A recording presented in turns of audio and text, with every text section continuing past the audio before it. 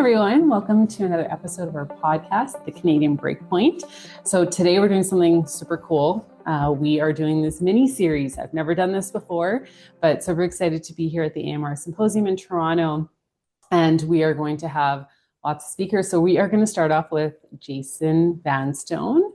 And so why don't you tell us a little bit about why you're here today and just a quick bio? Sure thing. Yeah. So I'm a research scientist. I work within the Saskatchewan Health Authority, and I work with our Antimicrobial Stewardship program.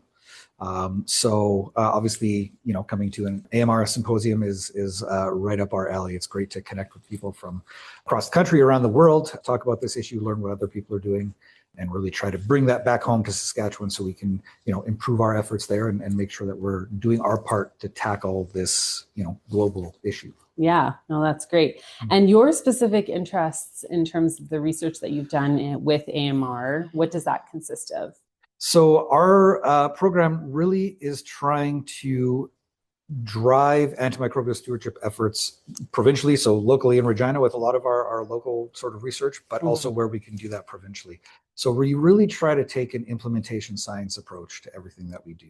So there's a lot of information out there about what we need to do to be, better at antimicrobial use and things like that. Right. But how you actually get those behavior changes in place, those are the things that we're interested in.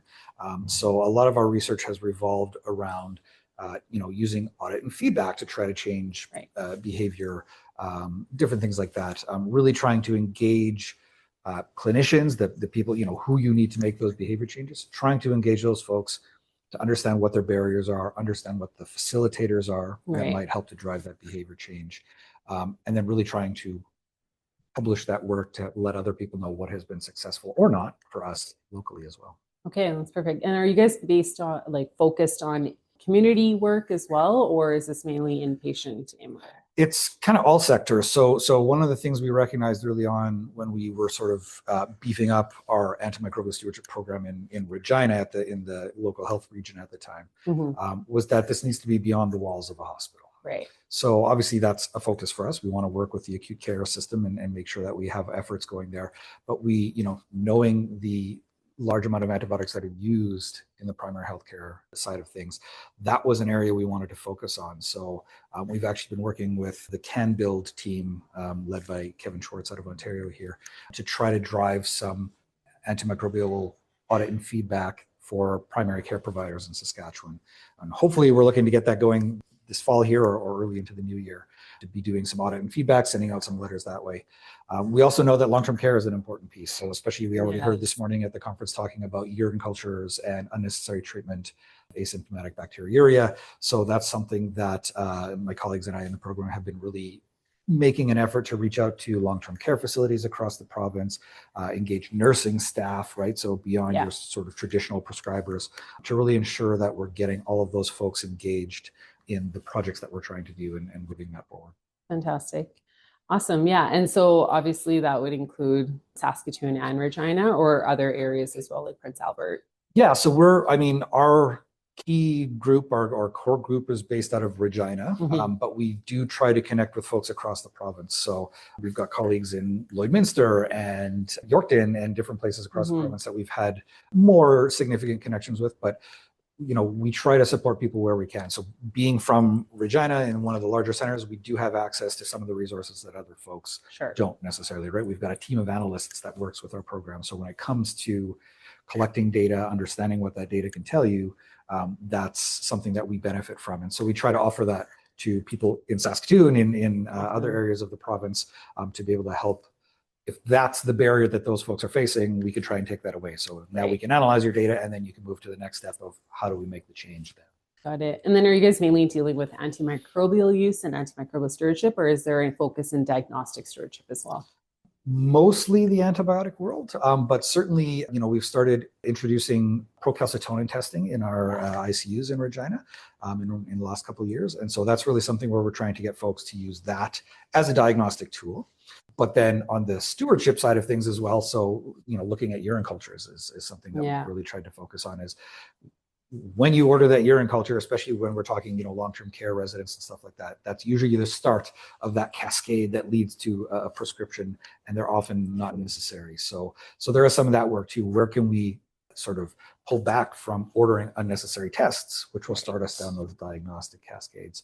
We've done some work with the emergency departments to look at various tests and things like that, CRPs that are often ordered for related to infections and stuff like that. So just starting some of those conversations, but that work hasn't really taken off yet. So that's fantastic. Yeah, I was recently at a talk actually given by one of the Regina pharmacists regarding procalcitonin. Yes. Yeah. And it was, I think, eye-opening for me, as a clinician myself. I think we always have some comfort with procalcitonin, certain biomarkers that we've, kind of held on to support or give us support during our making decisions for our patients. Yep. And then me being in pediatrics, always that information is kind of extrapolated from the adult population. Right. So it's always one of those things. But some really good work out of Regina in the ICUs in terms of procalcitonin and using it for discontinuation of antibiotics. So what are your thoughts kind of on some of the research that's been done there? I mean, it's a powerful tool. So as far as a diagnostic and a biomarker for active infection.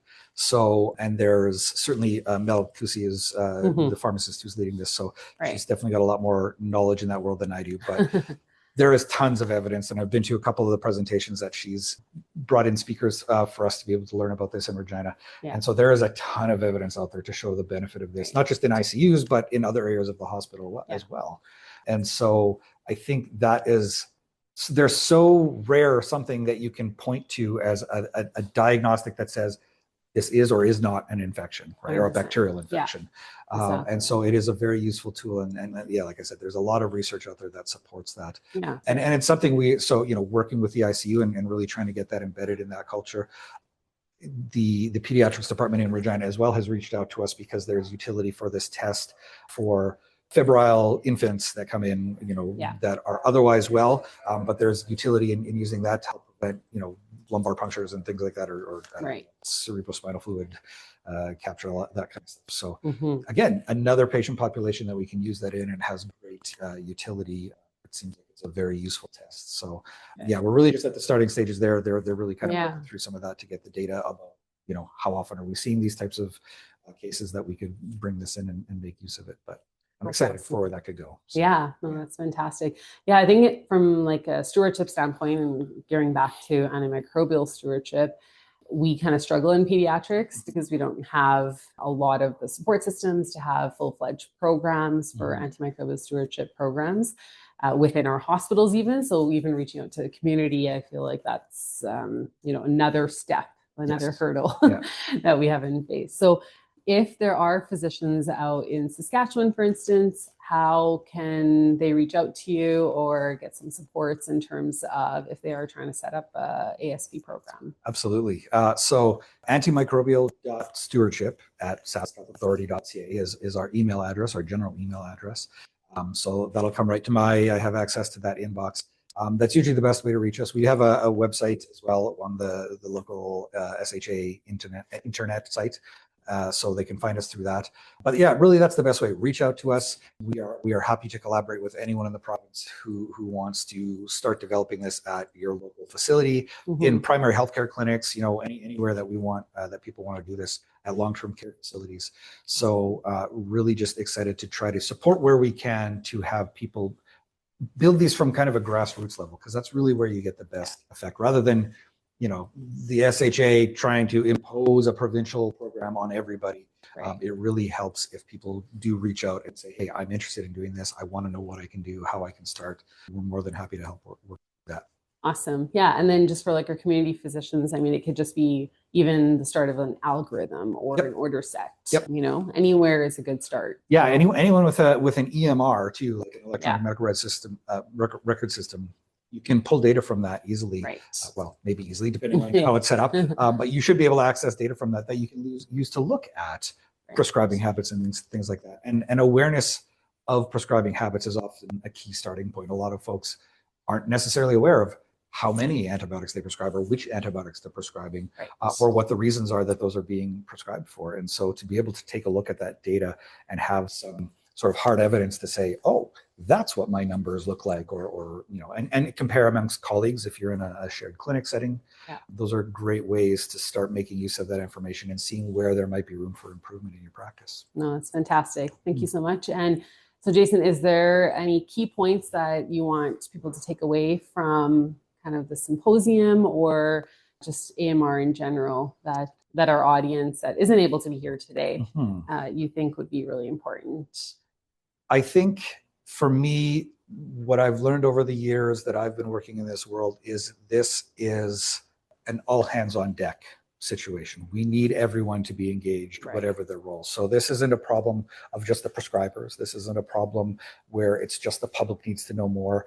It's everyone who works in healthcare, everyone in the general public needs to be aware that AMR is an issue and that we can do something about it. I think that's a big piece. Yeah. So really building those multidisciplinary teams, engaging patient partners, engaging healthcare leadership, whether that's on the government side or within, health authorities, things like that. Getting those folks, the folks who put the resources into these programs, getting those folks involved is key as well, because you need that awareness amongst that group to be able to put the resourcing out there. So it's everyone's problem and we all need to work on it together.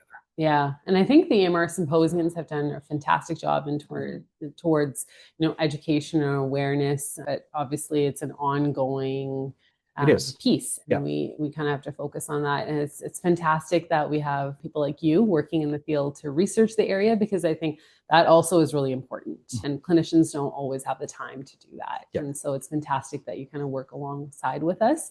So it's great to have you at the symposium. It's great to have you here on the podcast today. And hopefully we'll hear more about your work. Absolutely. Thank you very much. Awesome. Thanks. Great. Take care.